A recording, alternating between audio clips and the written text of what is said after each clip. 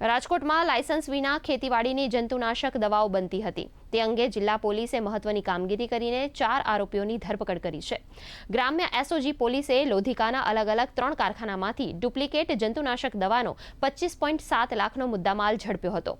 રાજકોટ જિલ્લાના એસપી વિજયસિંહ ગુર્જરે જણાવ્યું હતું કે પકડાયેલ આરોપી પૈકી સાહિલ ટીબડિયા વિરુદ્ધ અગાઉ શાપર વેરાવ પોલીસ સ્ટેશનમાં કોપીરાઇટ એક્ટ મુજબ ગુનો નોંધાઈ ચૂક્યો છે.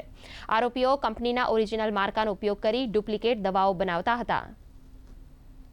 આ જો ત્રણ કંપનીઓમાં કાર્યવાહી થઈ છે, ત્યાં આ લોકો પાસે પણ પેટન્ટ અને લાયસન્સ 60-70 જેટલી અલગ અલગ કૃષિના જો ઉત્પાદ છે, અલગ અલગ દવાઓ છે, એના લાયસન્સ પણ છે અને પેટન્ટ પણ છે. પણ આ જો કાર્યવાહી થઈ, આથી સંબંધિત આની પાસે પેટન્ટ કે કોઈ મંજૂરી કે લાયસન્સ નહોતો.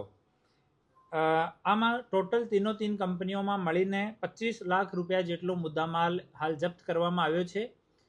ખેતીવાડીની જો રાજકોટની ટીમ છે, એની સાથે મળીને આ કાર્યવાહી કરવામાં આવી છે. હાલ ખેતીવાડીના અધિકારીઓની હાજરીમાં તમામ દવાઓના સેમ્પલ પેક કરવામાં આવ્યા છે અને આપણી ગાંધીનગરની જો પેસ્ટિસાઇડ લેબ છે, આમાં સેમ્પલ્સ મોકલવામાં આવશે. એનો જો રિઝલ્ટ આવશે, એના પછી આમાં જો કલમોનો ઉમેરો કરવાનો છે, એ ઉમેરો કરવામાં આવશે. હાલ બીએનએસની કલમ ચીટિંગ માટે અને કોપીરાઇટ એક્ટ અને પેટન્ટ એક્ટ હેઠળ ગુના દાખલ કરવામાં આવ્યા છે.